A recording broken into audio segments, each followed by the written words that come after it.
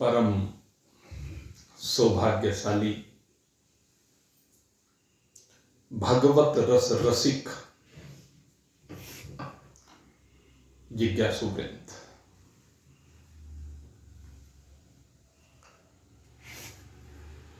विचार सागर की इस पंचम तरंग में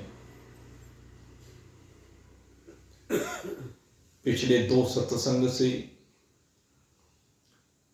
माया के स्वरूप का विशद विवेचन चल रहा है। कल माया के विभिन्न स्वरूपों के ऊपर चर्चा की गई और आज पुनः इस विषय को आगे बढ़ाते हुए प्रयास करेंगे इस माया का पटाक्षेप करने का, क्योंकि ये माया बड़ी प्रबल है। ये माया कल चर्चा की ठगनी है। ये माया, ये वेदपाल जी कह रहे थे डंकिनी है। इसे जो भी कहो, लेकिन वास्तव में क्या यही है? आज इस विषय को भी रखने का प्रयास करेंगे कि वास्तव में बंधन का कारण है कौन, बंधन कहां से आता है। इस विषय को भी आगे विचार सागर में लिया है। देखें वहां तक अगर चर्चा पहुंचे, लेकिन प्रारंभ में हम माया के स्वरूप पर ही चर्चा करते हैं।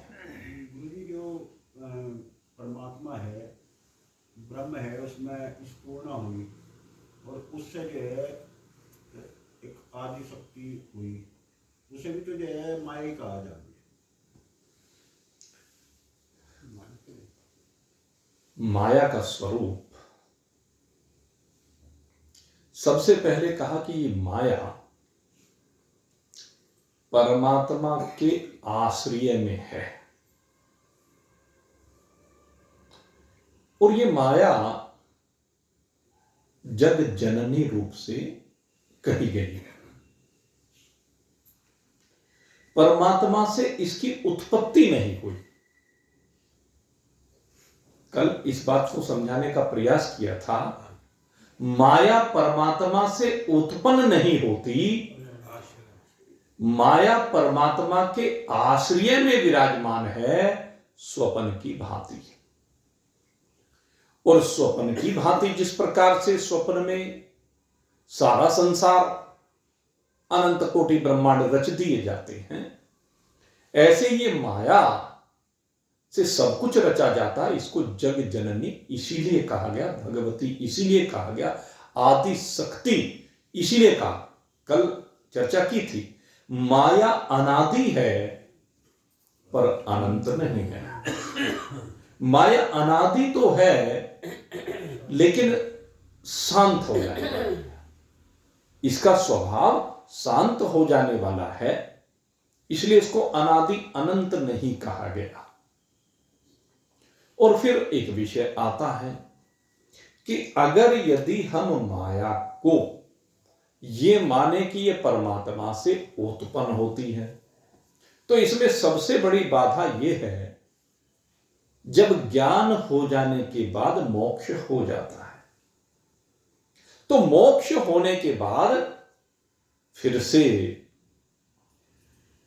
उत्पत्ति होगी। इसका मतलब जब माया की परमात्मा से उत्पत्ति है तो परमात्मा के साथ एकीकार हो जाने के बाद फिर से उत्पत्ति माननी पड़ेगी, और ये समीचीन मत नहीं है, ये संभव नहीं है। फिर तो जो विभिन्न लोकों में जाकर के पुण्य भोग करके चिने पुण्य मृत लोके विशंति, फिर दोनों में डिफरेंस क्या रहा? फिर ब्रह्म ज्ञान की आवश्यकता कहां रही? अगर यही सब कुछ होना है फिर तो केवल परोपकार से ही काम चल जाएगा। फिर तो न इस लोक के भोगों को भोगा, विरक्ति का जीवन जिया, तपस्वी का जीवन जिया, उस जीवन के जीने का फायदा क्या होगा? अगर एक बार मुक्ति हो जाने के बाद पुनः जन्म है, पुनः उत्पत्ति है, तो इन चीजों का कोई फायदा नहीं रहेगा। फिर तो परोपकार करो और स्वर्ग में जाओ, यहां भी मौज लो और वहां भी मौज लो, यही तो है। लेकिन जिसने इन मौज का त्याग किया, इन भोगों का त्याग किया, जिसे सांसारिक लोग मौज कह रहे हैं, हम तो उसे मौत कहते हैं। जिसे मौज कहा गया वो मौत है, और मौत से फिर जन्म है। और जिन्होंने इन सांसारिक भोगों का परित्याग किया वो वैरागी होते हैं, वही आगे जाकर के ब्रह्म ज्ञानी होते हैं, और वो फिर कभी यहां आवागमन में नहीं फंसते हैं, क्योंकि वो ब्रह्म के साथ एक रूप हो जाते हैं। इसलिए माया का जो ये स्वरूप है, इसमें सीधी सी बात है कि माया परमात्मा के आश्रय में तो है, आश्रय तो दे रही है, आश्रय तो दे रहा है परमात्मा माया को, लेकिन माया की उत्पत्ति नहीं है। उत्पत्ति धर्म वाला नहीं, स्वप्न उत्पत्ति धर्म वाला नहीं है। जैसे स्वप्न में जो भी कुछ है वो उत्पत्ति धर्म नहीं है,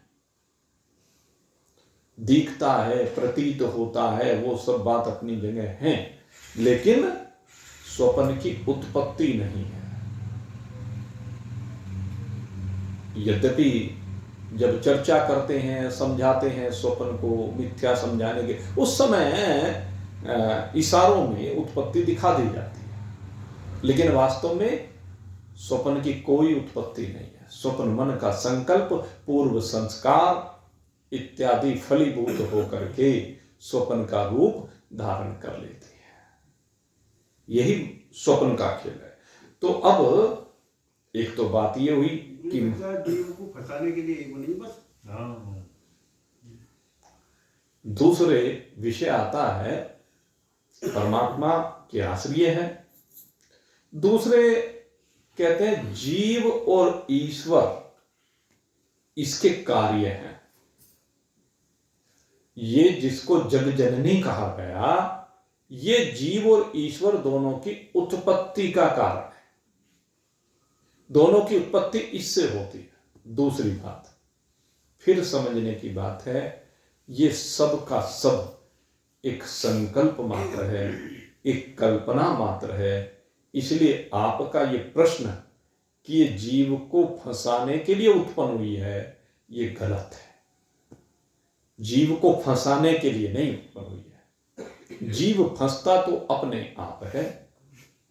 भगवान ने आगे माया से उत्पन्न होने के बाद ईश्वर ने यह संसार निर्मित किया। अब इस संसार में जो भी पदार्थ ईश्वर ने बनाए, ईश्वर ने तो उपयोग के लिए बनाए, जीवन को चलाने के लिए बनाए। फंसा कौन? जीव। फंसा जीव। क्यों फंसा?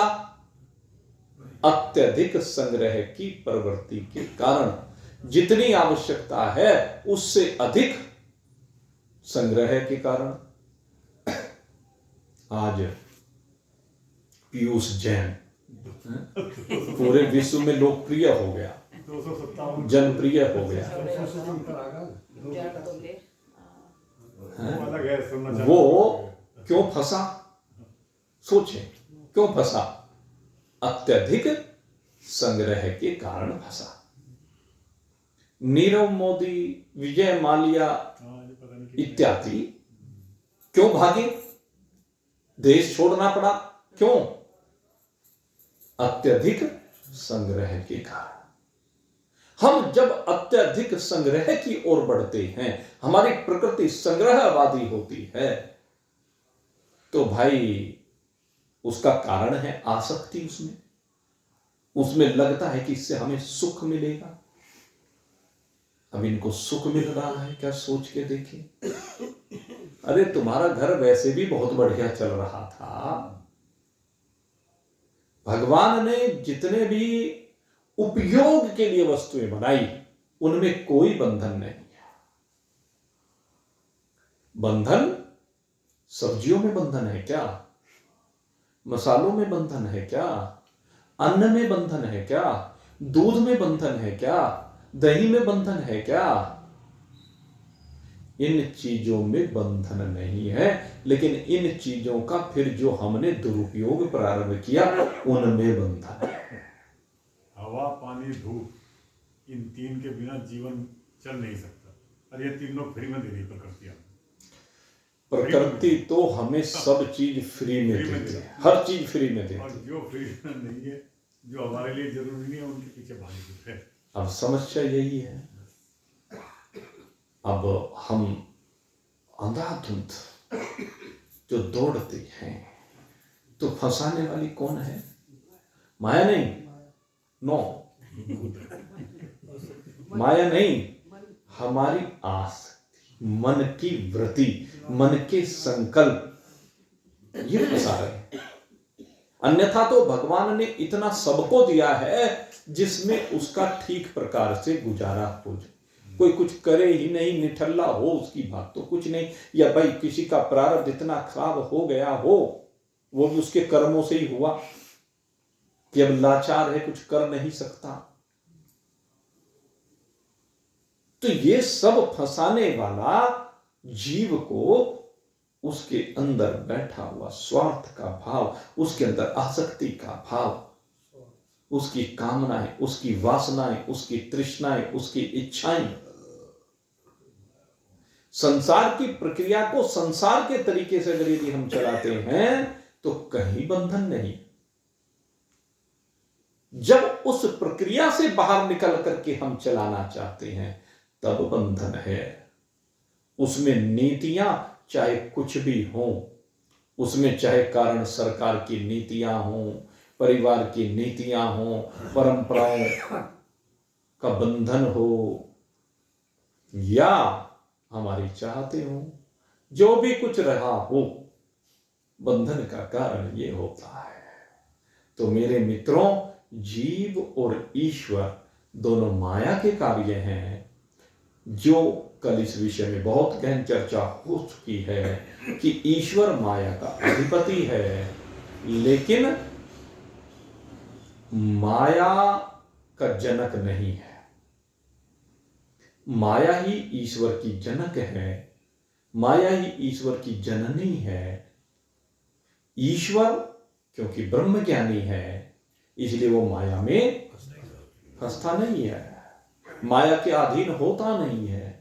और जीव क्योंकि ब्रह्म ज्ञानी नहीं है, अल्प ज्ञानी है, इसलिए फंस जाता है। और जब जीव ब्रह्म ज्ञानी हो जाता है तो जीव भी फंसता नहीं है, वो भी ईश्वर की तरह से ही ब्रह्म ज्ञानी होने के बाद कहता है अहम ब्रह्मास्मि। तो माया के प्रभाव से वो बाहर हो जाता है। तो दूसरा विषय ये जीव और ईश्वर वाला आया। और फिर एक अब विषय जो आ रहा है, भाई ठीक है आपने सब बात कही, अब फिर ये माया है क्या? अब विषय आता है, माया का वास्तविक स्वरूप क्या है, इसे क्या कहें? माया को सत्य कहें या असत्य कहें? तो अब इसके ऊपर चिंतन किया गया कि माया को हम सत्य कहें या असत्य कहें। माया उत्पत्ति से रहित है, क्योंकि जब ब्रह्म से उत्पत्ति नहीं तो उत्पत्ति से रहित हो गई। अनादि भी है और एक भी है, लेकिन अंत वाली है, समाप्त हो जाने वाली है। ज्ञान से माया का अंत हो जाता है। और अगर देखा जाए सत हम किसे कहते हैं?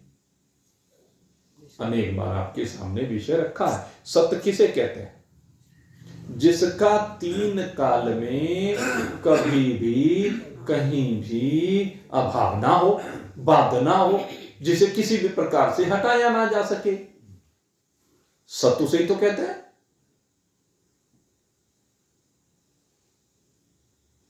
नासतो विद्यते भावो न अभावो विद्यते सतः। सत उसे कहते हैं जिसका कभी भी अभाव नहीं होता है। न यहां पे अभाव हो, न वहां पे अभाव हो, न भारत में अभाव हो, न अमेरिका में अभाव हो, न भूलोक में अभाव हो, न भुआ में, न स्व में, न मह में, जन में, तप में, सत्य में, अतल वितल सुतल तलातल रसातल महातल पाताल, जिसका कहीं भी अभाव ना हो, जिसका न कल अभाव, न आज अभाव, न आने वाली कल में अभाव, जिसका न बाल्यावस्था में अभाव, न जवानी में अभाव, न जब बुढ़ापे में अभाव, जिसका न जागृत में अभाव, न स्वप्न में अभाव, न सुसुप्ति में अभाव, जिसका किसी भी काल में कहीं भी अभाव ना हो, किसी भी काल में कहीं भी, वो सत होता है। आपका आत्मा बाल्यावस्था में भी है, जवानी में भी है, बुढ़ापे में भी है, और जन्म से पहले भी है, मरण के बाद भी है। क्योंकि मरण जिसका हुआ है वो आत्मा नहीं है। आत्मा कभी मरता नहीं है। नित्य है शाश्वतो अयम। ये क्या है? यह नित्य है, शाश्वत है। किसी के मरने पर ये मरती नहीं है, किसी के जीने पर ये जीती भी नहीं है, क्योंकि ये अजन्मा भी है और अमरना भी है। आत्मा ऐसी है, परमात्मा ऐसा है। तो ये किसी भी प्रकार से बात होने वाली नहीं है, किसी भी प्रकार से हटने वाली नहीं है, किसी प्रकार से समाप्त होने वाली नहीं है। कोई रास्ता नहीं। नैनम छिंदन्ति शस्त्राणि नैनम दहति पावकः न चैनम क्लिद्यन्ते आपः न शोष्यति मारुतः अछेद्यमदाह्यमक्लिद्ध अशोष्य एव च नित्य सर्वगतिस्थानुर अचलोयम सनातनः। ये आत्मा क्यों इसका बाध नहीं हो सकता? क्यों इसको मारा नहीं जा सकता? कि दुनिया में कोई शस्त्र बना ही नहीं, अस्त्र बना ही नहीं, दुनिया में कोई प्राणी बना ही नहीं जो आत्मा को मार सके। धर्मराज, यमराज, उसके दूत कहते हैं वो सब यहां से प्राणों को लेकर के चले जाते हैं, लेकिन प्राण के ले जाने के बाद भी आत्मा मरता नहीं है। शरीर से प्राणों का गमन हो गया तो क्या हो गया भाई? प्राण है क्या? पंचभूतों के सम्मिलित रजोगुण को प्राण कहते हैं। पांच भूतों के सम्मिलित रजोगुण से जिसकी उत्पत्ति होती है उसको प्राण कहते हैं। ले जाओ। किसे लेकर गए? रजोगुण को लेकर गए। और मैं तो ना सतोगुणी हूं, न रजोगुणी हूं, न तमोगुणी हूं। तो यमराज के द्वारा भी जिसको मारा नहीं जा सकता वो आत्मा है। यमराज से भी आत्मा मरता नहीं है। कोई यमदंड आत्मा को मार नहीं सकता। यमराज जी, धर्मराज जी तो व्यवस्थापक हैं, क्योंकि व्यवस्था करनी पड़ती है कर्म के अनुसार। हम जो आज कर्म करते हैं उसका फल आज नहीं हो सकता है। शरीर के माध्यम से जितने भी कर्म होते हैं उनका भुगतान आज जरूरी थोड़े ना हो ही जाए। कल मेरे सामने यही प्रश्न रखा, बालक आए हुए थे, उनका भी प्रश्न यही था, तो उनको यही बात समझाई, तुम्हारे हाथ में कर्म करना है, फल की इच्छा इसलिए मत करो क्योंकि वो तुम्हारे अधिकार में नहीं है। मिलेगा जरूर, फल आएगा समय पर, क्योंकि वो समय की व्यवस्था करने का काम भगवान ने धर्मराज को सौंप रखा है। शनिदेव को भी भाग्य विधाता कहा गया है, व्यवस्थापक। शनिदेव भी उस व्यवस्था में अपने पिता का सहयोग करते हैं। बाप बेटा दोनों मिलकर के सहयोग कर रहे हैं। तो ये व्यवस्था उनके हाथ में है और वो सही समय पर फल देते हैं। जो कर्म जिस भावना से जब जहां किया गया, उसी भावना को देखते हुए, उस स्थान की पवित्रता को देखते हुए, उस स्थान की अशुद्धता को देखते हुए, उसके अनुसार जैसा पाप बनता है, जैसा पुण्य बनता है, उसके अनुसार उचित समय आने पर उस कर्म का फल की व्यवस्था की जाती है। यही तो व्यवस्थापक है। अगर यदि एक पाप आपने सार्वजनिक स्थल पर किया, एक पाप आपने घर में किया वही, और वही पाप किसी तीर्थ पे जाके किया, चिंतन करें तो सब पाप तो एक ही तरह का है, लेकिन सबका फल भिन्न मिलेगा। घर के मुकाबले तीर्थ में किया हुआ पाप बहुत अधिक प्रभावी होता है। अगर तीर्थ पर जाकर भी कोई व्यभिचार करता है, तीर्थ पर जाकर भी कोई किसी भी प्रकार का पाप करता है, तो अब वर्णन क्या करें किस किस तरह के पाप, तो इट मीन उसका फल बहुत ज्यादा हो जाता है। यह ध्यान करने की बात है। तो भगवान उसकी व्यवस्था करवा रहे हैं अपने कर्मचारियों से कहिए या भक्तों से कहिए। भगवान के कर्मचारी तो हैं सब। जैसे एक मिल मालिक अपने यहां मैनेजर भी नियुक्त करता है, सब मैनेजर नियुक्त करता है, डिप्टी मैनेजर, उसके नीचे अनेक क्लर्क बैठे हुए हैं, पता नहीं अलग अलग डिपार्टमेंट के, कहीं गार्ड है, कहीं कोई है, कहीं कोई है। तो वो सब क्या है? उसके कर्मचारी हैं, व्यवस्था को बनाने वाले। ऐसे ये सब भगवान के कर्मचारी हैं। हम सब भगवान के कर्मचारी ही हैं। ये मत सोचें कि वही भगवान के कर्मचारी हैं, धर्मराज ही, इंद्र ही, वरुण ही, कुबेर ही, यम, ये जितने भी हैं, यही केवल भगवान के कर्मचारी नहीं, हर जीव भगवान का कर्मचारी है। क्योंकि हर जीव को भगवान ने एक जिम्मेदारी दी है, उसे किसी न किसी पद पर नियुक्त किया है, और उस पद पर बैठ करके वो अपनी जिम्मेदारी का निर्वाह कर रहा है या नहीं कर रहा है, ये भगवान देखता है। परिवार जिम्मेदारी ही है, सब जिम्मेदारियां। तो आप सब भी भगवान के कर्मचारी हैं। अब वो अलग बात है कि कौन उस जिम्मेदारी का निर्वाह कर रहा है, कौन नहीं कर रहा है। जो नहीं कर रहा है उसको पाप कर्म का फल भोगना पड़ता है, जो कर रहा है उसे पुण्य का भोग मिलता है, फल मिलता है। तो खैर, मैं कहना चाह रहा था, यम का दंड भी जिस आत्मा को मारने में असमर्थ है, यम दंड जिसके ऊपर नहीं चल सकता है, वो आत्मा है सदा अजर अमर अविनाशी आत्मा है। तो एक सत्य हुआ, एक दूसरी बात। अब सत्य का तो कभी अभाव नहीं हुआ इस सत्य, लेकिन अब कहा कि इसको सत्य नहीं कह सकते। अब क्या कहा कि इस माया को सत्य नहीं कहा जा सकता। क्यों नहीं कहा जा सकता भाई सत्य?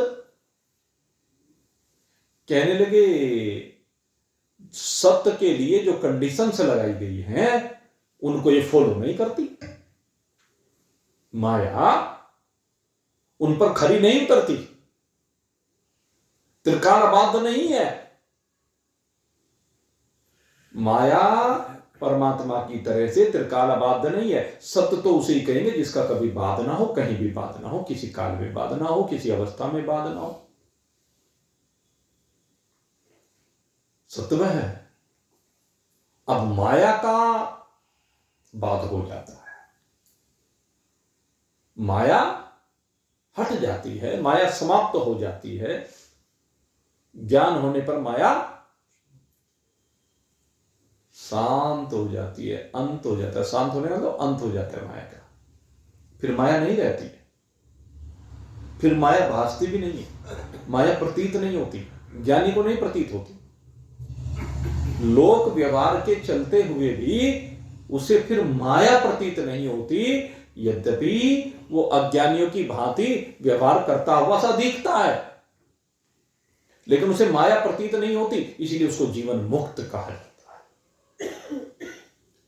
ज्ञानी को जीवन मुक्त इसीलिए कहा जाता है क्योंकि माया में फिर वो फंसता नहीं है, उसको माया दिखती नहीं है, क्योंकि उसकी दृष्टि ब्रह्ममयी हो जाती है, और ब्रह्ममयी दृष्टि होने से चराचर जगत उसे अपना स्वरूप दिखाई देता, अपने स्वरूप के अतिरिक्त उसे कुछ नजर नहीं आता है। ये विशेषता है, चराचर जगत परमात्मा का स्वरूप नजर आता है। लेकिन ये जो जीवन मुक्त की स्थिति है ज्ञान होने पर आती है। ज्ञान होने से पहले माया है, ज्ञान होने के बाद माया रहती नहीं, इसलिए कहा कि क्योंकि निवृत्त हो जाने वाली है, इसलिए इसको हम सत्य नहीं कह सकते। निवृत्त ना होती तो सत्य नहीं कहते। जैसे एक जिज्ञासु है, उसके जन्म से पहले भी माया है, और अब जीवन जो चल रही उसकी अब भी है, और उसकी स्थिति ज्ञानी की नहीं बनी, तो उसके तो जीवन के आखिर बाद में भी माया है। आप इस यात्रा को केवल एक शरीर तक माप कर मत देखो। पहले भी वो माया में फंसा हुआ था, आज भी माया में फंसा हुआ है, और इस शरीर की यात्रा पूरी होने के बाद भी वो फिर भी माया में फंसा रहा। तो अब वो दूसरा विषय यही तो आ रहा है, अभी पूरा सुने, यही विषय आ रहा है। दूसरा जो विषय है कि माया सत नहीं है, कहने लगे फिर असत होनी चाहिए, कहने लगे इसको असत भी नहीं कहा जा सकता है। क्यों नहीं कहा जा सकता असत? जिन्होंने प्रश्न किया यही किया। असत इसलिए नहीं कहा जाता, जब तक ज्ञान नहीं होता तब तक ये प्रतीत होती है, तब तक इसमें सब काम होता है।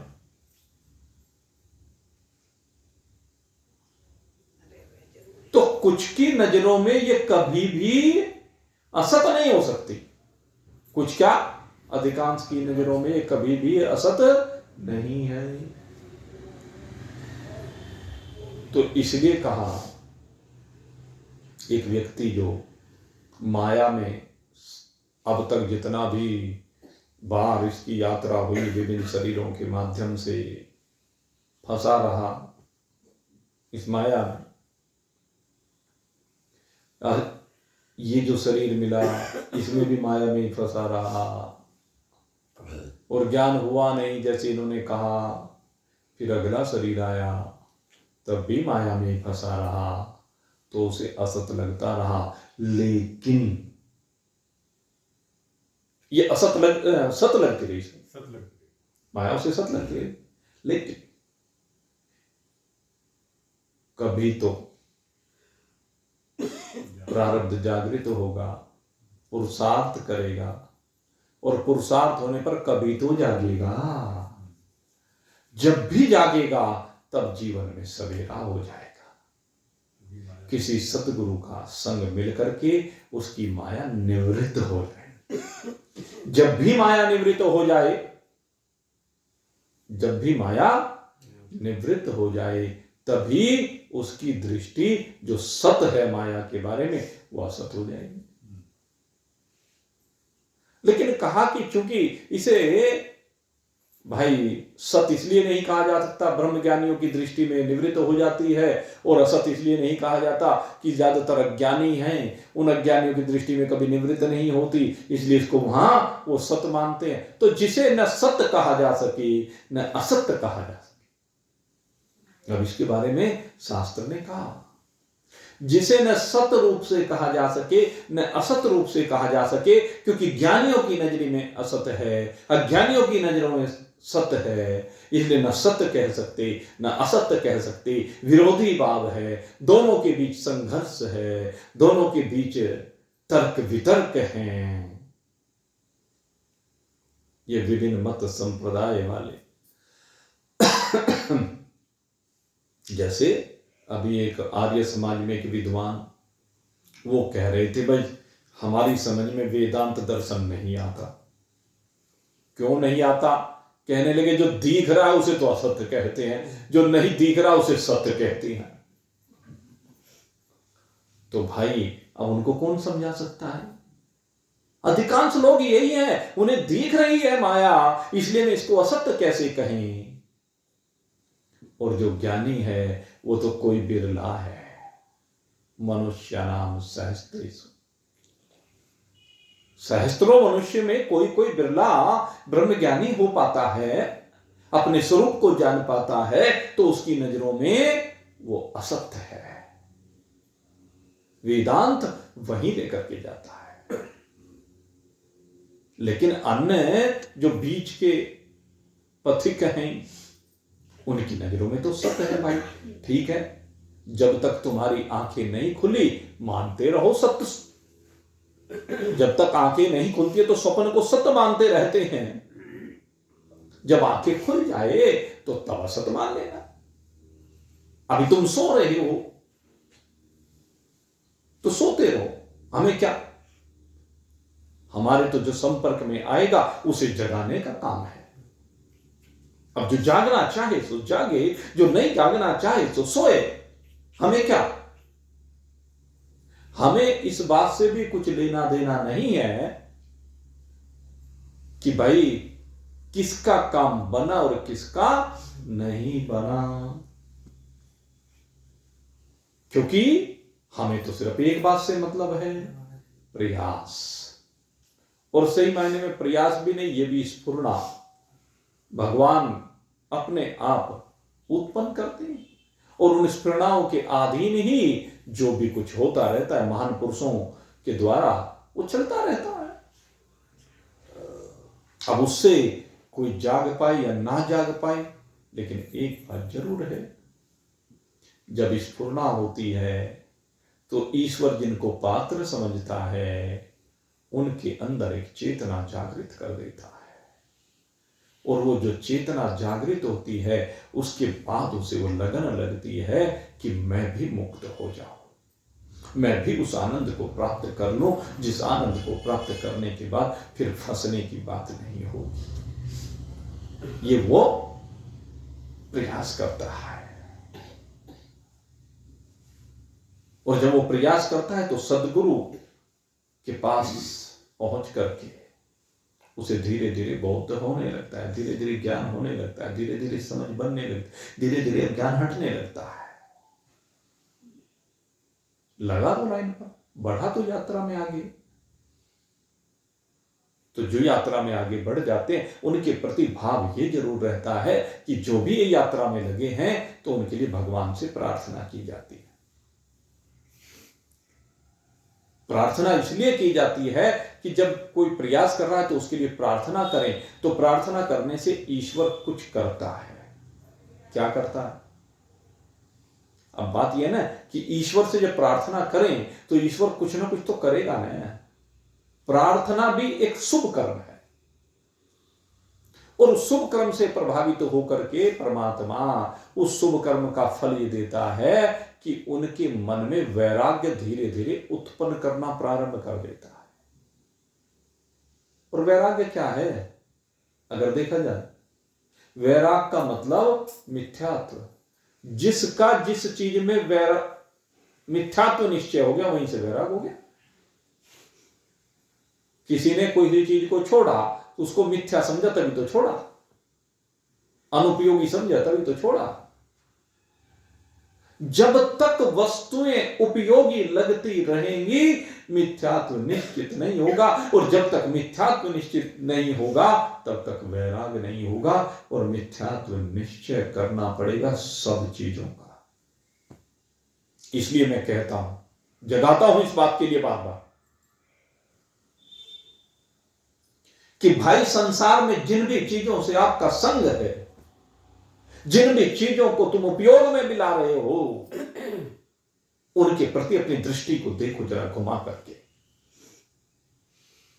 तुम्हारा इनसे लगाव क्यों है? तुम्हारी इनकी चाहत क्यों है? तुम्हारी इनमें आसक्ति क्यों है? क्यों वासना घुसी पड़ी है? क्यों तृष्णा घुसी पड़ी है? क्यों इतनी चाहते तुम्हारी बनी हुई हैं? इन चाहतों को समाप्त क्यों नहीं करके देते? क्यों विश्वास नहीं करके देते?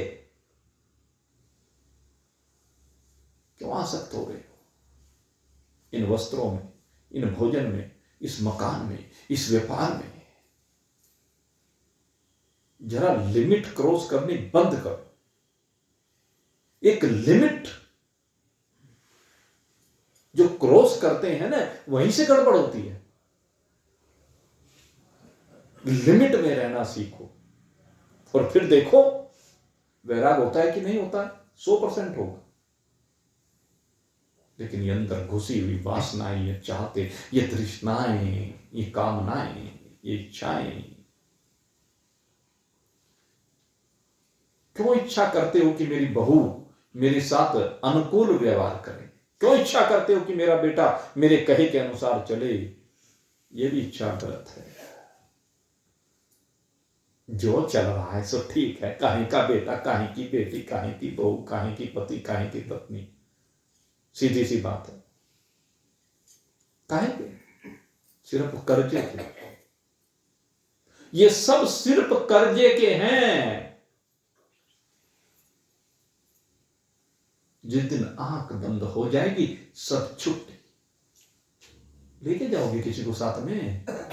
गया है कोई साथ में? सोच के देखो, गया है क्या कोई साथ में? तो यहीं छोड़ लो ना।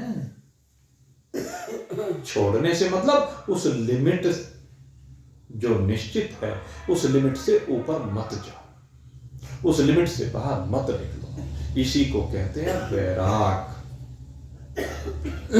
काम चलाओ, दिखाओ, व्यवहारिक जीवन तो जीना है, लेकिन अंदर से क्यों चिपक रहे हो? बेटा मानता नहीं है, ध्यान रखता नहीं है, पर तुम फिर भी बेटा बेटा बेटा चिपके पड़े। बार बार धोखा देता है बेटा तुम्हें। जितने धन का हरण तुम्हारे बेटे ने किया है ना, इतने धन का हरण कोई और कर लेता ना, सारी दुनिया में उसे बदनाम कर देते, गालियां देते, न जाने क्या क्या करते, और वो फिर भी नहीं मानता। अगर उसका 1% धन भी किसी को दे दिया होता, 1% जितना बेटे को दिया है, उसका मात्र 1% भी अगर किसी को दे दोगे ना, तो गुण गाए जाएंगे। सोच के देखो, गाए जाते हैं कि नहीं गाए जाते? पत्थरों पे नाम लिख दिया जाता है।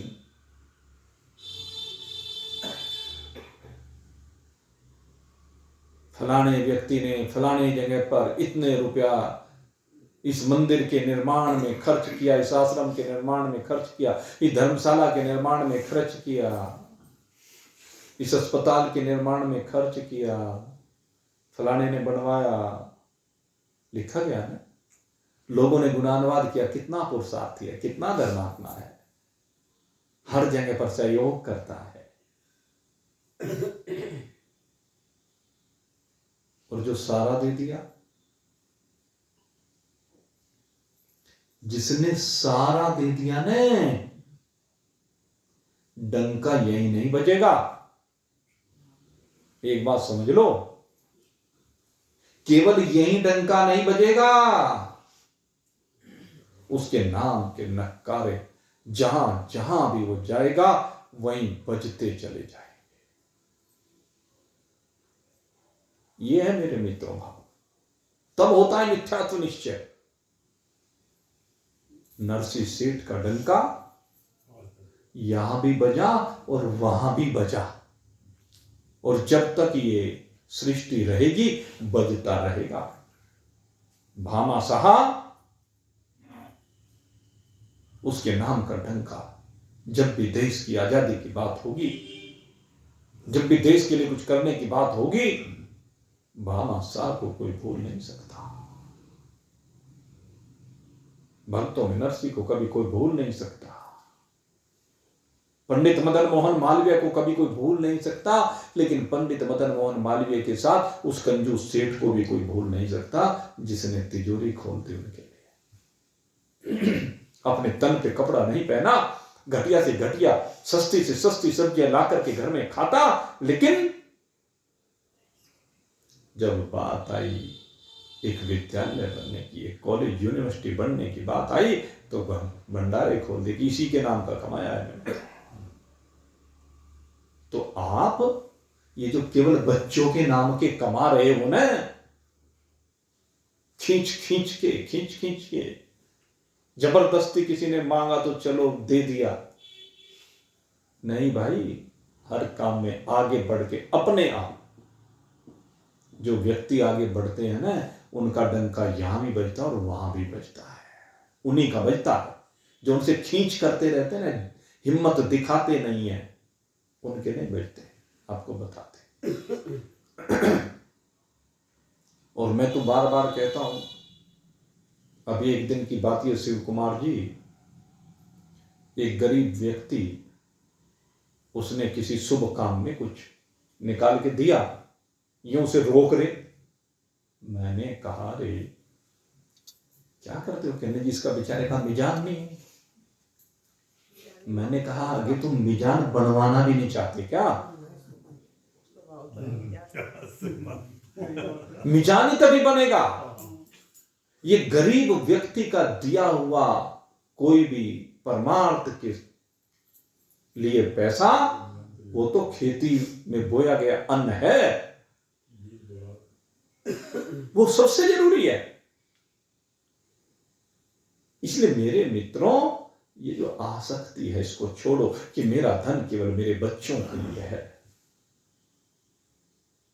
अपने धन को केवल बच्चों के लिए मत बनाइए। तुमने संघर्ष केवल इसलिए नहीं किया, कुछ अपने बारे में सोचिए, दूसरे के बारे में सोचिए, इसको सही स्थान पर लगाइए। बच्चों का पालन पोषण किया, ठीक, अब जरा आगे का चिंतन करो। कब तक फंसे रहोगे? तो इसलिए ये आसक्ति छोड़ करके इनकी, इसको परमार्थ के मार्ग पर आगे बढ़ो। भगवान ने परमार्थ के लिए दिया है तुम्हें, जो धन दिया है वो परमार्थ के लिए दिया है, जो दे रहा है वो परमार्थ के लिए दे रहा है। मैं तो सीधा कहता हूं, भगवान जो दे रहा है ना, वो परमार्थ के लिए दे रहा है, परमार्थ में लगाओ। यही जिम्मेदारी दी है भगवान ने तुम्हें, बाल बच्चे पालने की तो जो जिम्मेदारी तो पल लिए भाई, जो बाल बच्चे पालने पोसने थे वे तो पल लिए, अब अपने आप खा रहे हैं, कमा रहे हैं, वे तो पल गए, अब वे अपने बच्चों की जिम्मेदारी निभाएंगे। तुम अब भी उन्हीं के चक्कर में अगर यदि फंसे हुए, सोच के देखो। इसलिए भाई चिंतन करो, ये माया तभी तक सत बनी हुई है जब तक तुम चिपके हुए हो, तुम्हें इनका मिथ्यात्व नजर नहीं आ रहा है। इन वस्त्रों में आसक्ति है, इस भोजन में आसक्ति है, इस जमीन में आसक्ति है, इस मकान दुकान फैक्ट्री में आसक्ति है, इस व्यापार में आसक्ति है, इन बाल बच्चों में, परिवार में आसक्ति है। जब तक इनकी आसक्ति को छोड़ोगे नहीं, इसका मिथ्यात्व निश्चित होगा नहीं, और जब तक मिथ्यात्व निश्चित नहीं होगा तब तक वैराग होगा नहीं, और जब तक वैराग नहीं होगा तब तक ज्ञान नहीं हो सकता कि अहम ब्रह्मास्मि। निकलो इन सीमाओं से बाहर। ये संग्रह की प्रवृत्ति को हटाइए, यही माया है। तो इसलिए असत है अज्ञानियों की, सत्य है अज्ञानियों की नजरों में, और ज्ञानी की नजर में ये असत्य है। लेकिन जिसे सत्य रूप से कहा जा सके, ना असत्य रूप से कहा जा सके। क्यों? कोई सत्य कह रहा है, कोई असत्य कह रहा है, किसी को सत्य भान हो रही है, किसी को असत्य भान हो रही है। इसलिए ये माया दोनों प्रकार से जो भान हो रही है, कहते हैं इसलिए हम इसको न सत्य कह सकते न असत्य कह सकते, इसलिए इसको अनिर्वचनीय कह दिया। तो माया का जो स्वरूप निश्चित किया वो अनिर्वचनीय निश्चित किया। अब कहते हैं ये जो अनिर्वचनीय है असत्य है और सत्य भी लगती है। कहते ये अब तीनों अवस्थाओं में दिखाई कि कैसे कैसे माया प्रतीत होती है। तीन अवस्थाएं, जागृत, स्वप्न और सुषुप्ति, इन तीन अवस्थाओं में माया कैसे प्रतीत होती है। जागृत अवस्था में ये जीव कहता है कि मैं ब्रह्म को जानता नहीं हूं, मैं ब्रह्म को जानता नहीं हूं। तो इससे क्या प्रकट होता है, उसका अज्ञान प्रकट होता है। तो जागृत अवस्था में मैं अज्ञानी हूं, ये इसका भाव होता है। ये जो मैं अज्ञानी हूं ये मानना, यही माया है जागृत अवस्था में। दूसरी अवस्था आती है स्वप्नावस्था। कहते हैं स्वप्नावस्था में इसको अनेकानेक पदार्थ प्रतीत होते हैं, जीव प्रतीत होते हैं, सारा संसार प्रतीत होता है। और उसका उपादान कारण कौन है? कहते हैं माया है। वो तो प्रत्यक्षतः ही माया है, तो वहां तो माया रूप में ही प्रतीत होती है। तीसरे सुषुप्ति अवस्था आती है। सुषुप्ति अवस्था में भी कहते हैं माया है। कहने लगे कैसे सिद्ध होता है सुषुप्ति अवस्था में माया है? सुषुप्ति अवस्था में माया कैसे सिद्ध होती है, सबसे बड़ा विषय है। तो कहते हैं जब सो करके उठता है, सुषुप्ति से जागता है जीव, तो क्या कहता है? आज ऐसे सुख से सोया कि कुछ भी पता। तो ये ज्ञानी का भाव है कि अज्ञानी का भाव है? मैं कुछ भी जानता नहीं, ये भाव अज्ञान को प्रकट करता है। तो सुसुप्ति में भी अज्ञान इसका बना हुआ है। इसलिए सुसुप्ति में मैं नहीं जानता, जागृत में मैं नहीं जानता, और स्वप्न में सब कुछ माया रूप से स्पष्ट देखता है। तो ये तीनों प्रकार के भाव माया के तीनों अवस्थाओं में दिखाई देते हैं। इसलिए कहते हैं माया सत और असत दोनों रूप से जिसका वर्णन किया जाता है, कहते हैं इसे अद्वैत और द्वैत। कहते हैं कि अद्वैत का मतलब है शुद्ध चेतन ब्रह्म के अतिरिक्त कुछ भी नहीं है। तो कहते हैं इससे माया की सिद्धि होती है कि नहीं? कहते हैं जैसे ये जो माया है, परमात्मा को सत्य स्वरूप कहा जाता है, लेकिन माया और उसका कार्य ये चूंकि सत और असत दोनों से विलक्षण है, जो दोनों से विलक्षण होता है उसी को संसार में मिथ्या कहा जाता है। रस्सी में सांप, सांप को सत्य कहें कि असत्य कहें? मरुस्थल के जल को सत्य कहें कि असत्य कहें? जिसका अज्ञान निवृत्त नहीं हुआ उसे सांप दिख रहा है, जिसका निवृत्त हो गया उसे रस्सी दिख रही है। जिसका ज्ञान निवृत्त नहीं हुआ उसे जल दिख रहा है, जिसका निवृत्त हो गया उसे रेत दिख रहा है। तो कहते हैं यही शास्त्र का नियम है कि जिसे सत और असत रूप से ना कहा जा सके उसी को मिथ्या कहा जाता है। इसलिए ब्रह्म में जो ये माया ब्रह्म के आश्रय में विराजमान हो रही है, ये मिथ्या है, इसलिए इसका द्वैत होना सिद्ध नहीं होता। ब्रह्म एक ही है और इसके तीन रूपों का आगे वर्णन कर रहे हैं, लेकिन उससे पहले कहते हैं इसकी अज्ञान की विशेषता को बता रहे हैं। ये जो अज्ञान है, ना जानना है, मैं अज्ञानी हूं, इस तरह की जो इस अज्ञान की स्थिति है, कहते हैं ये अज्ञान भी माया की तरह से परमात्मा के ही आश्रित है और ये माया का ही स्वरूप है। अज्ञान कोई दूसरी चीज नहीं है, अज्ञान माया का ही स्वरूप है। माया के 3 स्वरूप ये कहे गए हैं। एक तो स्वयं माया कहा गया, एक अज्ञान कहा गया और एक अविद्या रूप से कहा गया। तो माया के 3 स्वरूप हैं।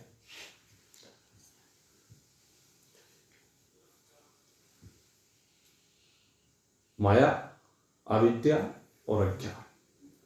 अब इन 3 स्वरूपों को थोड़ा सा स्पष्ट यहां पर अब किया गया है, लेकिन भाई समय तो पूरा हो गया है लगभग, इसलिए या तो 1 मिनट में मैं इनकी चर्चा कर दूं और ये है कि थोड़ा सा इन तीनों को समझाया जाए। और भाई कोई हमारा वो तो है नहीं भाई, हाँ जी कहना पूरा करना है, ऐसा तो कोई जरूरी नहीं है। तो खैर, इस अज्ञान, माया का स्वरूप तो वर्णन हो ही गया है। अज्ञान और अविद्या की थोड़ी सी चर्चा कल आपके सामने करेंगे और उसके बाद ईश्वर के स्वरूप का वर्णन यहाँ पर किया गया है, उसकी चर्चा अब कल ठीक 7:30 बजे आपके सन्मुख करेंगे। अब यहीं पर आज के सत्संग को विश्राम दे रहे हैं। बोलिए सच्चिदानंद भगवान की। और भाई एक सूचना मैं आपको दे दूं, मुझे लगा है आज कि कई लोगों को आज भी ये था कि शायद 7:30 पे ही सत्संग शुरू होगा, लेकिन देखो रविवार के दिन जब भी सत्संग करते हैं उसमें आधा घंटा पहले करते हैं। तो आज रविवार के दिन सत्संग किया है, वो आधा घंटा पहले प्रारंभ हो गया। तो खैर इसमें घोषणा वाली कोई बात नहीं, ठीक है ना। वैसे मैंने कल बाद में कह दिया था, लेकिन कुछ लोगों को सुना, कुछ को नहीं, वो बगैर माइक के उस समय कहा गया था। तो खैर इस चीज़ का आगे से ध्यान रखें, क्योंकि विलंब से जो लोग आ रहे हैं ना, तो मैं समझ गया, इसलिए कोई बात नहीं। आप इसे जो आज छूट गया, इसे कल मैं प्रयास करूंगा YouTube पर डालने का, और अगर कल YouTube पर डल गया तो समझ लेना भाई माया के स्वरूप को, और नहीं तो कल फिर आपके सामने चर्चा करेंगे। अब यहीं पर विश्राम। बोलिए सच्चिदानंद भगवान की।